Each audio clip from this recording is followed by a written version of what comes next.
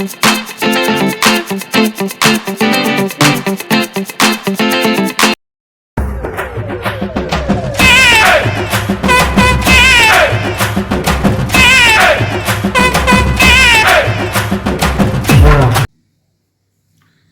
மக்கள்ஸ், வணக்கம். இப்போ நான் ஒரு பூ ஒன்று உங்களுக்கு காமிக்கிறேன். அதாவது நல்ல மருத்துவ குணம் உள்ள ஒரு பூ. அந்த பூ பற்றி தான் நம்ம இந்த வீடியோவை பார்க்க போகிறோம். சரிங்களா? என்ன பூ அப்படின்னு பார்க்குறீங்களா? வாங்க பூ காமிக்கிறோம், வாங்க பார்க்கலாம். நான் சொன்ன பூ இதுதாங்க மக்களே. இந்த பூ பேர் பார்த்துட்டிங்கன்னா நித்திய கல்யாணி அப்படிம்பாங்க.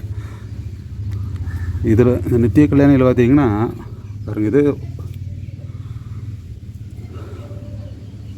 White colour. இந்த மாதிரி 2 கலர் இருக்குதுங்க.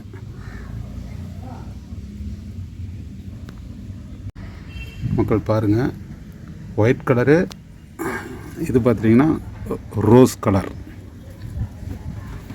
இது இந்த சுடுகாட்டு பூ அப்படின்னு சொல்லுவாங்க, நித்திய கல்யாணின்னு சொல்லுவாங்க. சுடுகாட்டு பூ அப்படின்னு ஏன் சொல்கிறாங்கன்னா, சுடுகாட்டு உள்ளெல்லாம் போயிட்டிங்கன்னா இந்த பூ நிறைய பார்க்கலாம் நீங்கள். இந்த செடி நல்ல அடையாளம் பாருங்கள். இலையெல்லாம் பார்த்திங்கன்னா இப்படி இருக்கும். இது வந்து நாட்டு நித்திய கல்யாணி பூ.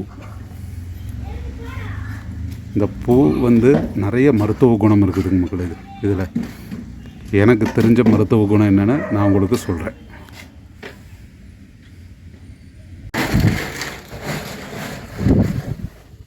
இந்த பூ பார்த்திங்கன்னா சர்க்கரை வியாதி இருக்குது பார்த்தீங்களா? சர்க்கரை வியாதி இருக்கிறவங்களுக்கு இந்த பூ நல்ல சிறந்த மருந்து. இது எப்படி பயன்படுத்துறதுன்னா, இந்த மாதிரி பூ இந்த கலரு கிடச்சிதுன்னா கொஞ்சம் நல்லாயிருக்கும். இதுவும் பயன்படுத்தலாம். ஆனால் இதை விட இந்த பூவுக்கு தான் கொஞ்சம் பவர் ஜாஸ்தி. ஒரு 10 பூ 15 பூ எடுத்துக்குங்க. காலையில் எடுத்துகிட்டு ஒரு டம்ளர் தண்ணியில், ஒரு டம்ளர் ஒரு 1.25 டம்ளர் தண்ணியில் ஒரு 15 பூ இது போட்டு நல்லா கொதிக்க வைங்க.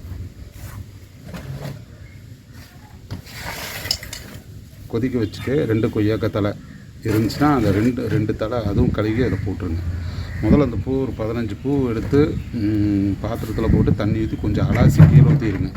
ஏன்னா இதில் நிறைய குப்பைகள்லாம் நிறைய இருக்கும், அதெல்லாம் போகட்டும்.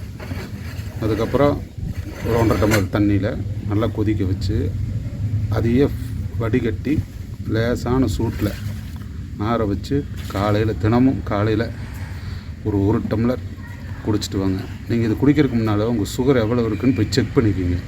அதுக்கப்புறம் இதை நீங்கள் டெய்லி எடுத்துக்கோங்க. ஒரு 1.5 டம்ளர், ஒரு டம்ளர் 1.5 டம்ளர் கூட நீங்கள் குடிக்கலாம். ஜாஸ்தி குடிக்கவும் கூடாது, நான் சுகர் ரொம்ப கம்மி பண்ணும். 15 பூ போட்டால் போதும். இந்த பூ மட்டும்தான் போடணும். இந்த பூ போடுங்கன்னா பின்னால் காம்பு இருக்கும் பார்த்திங்கன்னா, அந்த காம்பை பிச்சு போட்டுருங்க. போட்டு பூ மட்டும் போடுங்க. இந்த காம்பை எடுத்துட்டு இந்த பூ மட்டும்தான் போடணும்.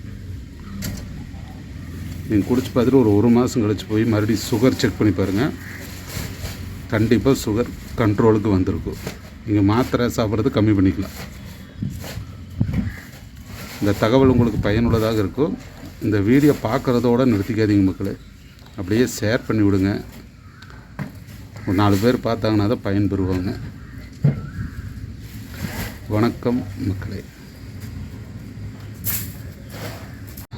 இந்த பூச்செடி வேணுன்னா போய் கடையில் எல்லாம் போய் வாங்காதீங்க. ஏன்னா கடையில் இருக்கிறது பார்த்திங்கன்னா உங்களுக்கு அதாவது ஹைப்ரிட் உள்ள பூச்செடி தான் உங்களுக்கு கொடுப்பாங்க. அதனால் கடையில் வாங்காதீங்க. ரோட்டோரத்தில் அப்படியே கவனித்து பாருங்கள், இந்த செடி இருக்கும்.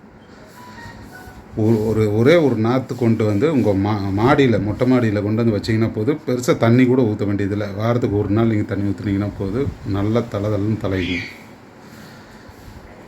நல்ல சுகர். இப்போ எனக்கெல்லாம் பார்த்தீங்கன்னா மக்களே 450 இருந்துச்சுங்க சுகர். உடம்பு இழைச்சி போய் ஒல்லி ஆகிட்டேன். கிட்டத்தட்ட 96 கிலோ வெயிட் இருந்தவன் 70 கிலோவுக்கு போயிட்டேங்க. அந்தளவுக்கு சுகர் எனக்கு. இந்த பூ சாப்பிட்டதுலேருந்து தான் நான் பழையபடி நான் வந்திருக்கேன். இப்போ என்னோடய வெயிட் பார்த்துட்டிங்கன்னா 90 கிலோ. இப்போ இருக்கிற வெயிட்டு 70 கிலோவுக்கு போயிட்டுங்க. 70 கிலோவிலேருந்து இந்த மருந்து நான் கிட்டத்தட்ட ஒரு 2-3 மாதமாக சாப்பிட்ருக்குறேங்க. 3 மாதமாக சாப்பிட்ருக்கேன். எப்போ போய் நம்ம சுகர் செக் பண்ணாலும் என்னோடய சுகர் பாயிண்ட் இப்போ எவ்வளோன்னு பார்க்குறீங்களா? 140 தான் இருக்குங்க மக்கள். எனக்கு சுகர் மாத்திரையால் ரொம்ப கம்மி பண்ணிட்டேங்க. சுகர் இருக்கிறவங்க பார்த்துருக்கணும். மாத்திரை ரொம்பவும் எடுக்கவும் கூடாது. ஒரு மாதம் சாப்பிட்டு நீங்கள் போய் செக் பண்ணி பாருங்கள், உங்களுக்கே தெரியும். வணக்கம். அரளிச்செடியில் இருக்கிற பூவும் பார்த்தீங்கன்னா இதே மாதிரி தான் இருக்கும். அதை பயன்படுத்தக்கூடாது. ஒரு 2 பேர்த்துட்டு இந்த அதாவது நித்திய கல்யாணியாக இது அப்படின்னு கேட்டு பயன்படுத்துங்க. ஏன்னா அரளிச்செடியில் இருக்கிற பூ சாமிக்கெல்லாம் போடுவோம் இல்லைங்க, அந்த பூ விஷம். அதை யூஸ் பண்ணிடாதீங்க. ஏன்னா வீடியோவில் பார்த்த பூ அரளிச்செடியில் இருக்கிற பூ 2 ஒரே மாதிரி இருக்கும். ஆனால் அரளிச்செடி பூ அது வேறு, இது வேறு. இது பேர் நித்திய கல்யாணி. அது அரளி பூ சாமிக்கு போடுறது. உங்களுக்கு தெரியலைன்னா அந்த பூ பிடிங்கிட்டு 2 பேர்த்துக்கிட்ட கேளுங்க, இது என்ன பூ அப்படின்னு கேட்டு அதுக்கப்புறம் அது நித்திய கல்யாணி பூ அப்படின்னு இருந்தால் மட்டும்தான் பயன்படுத்தணும். இது கொஞ்சம் மறந்துடாதீங்க.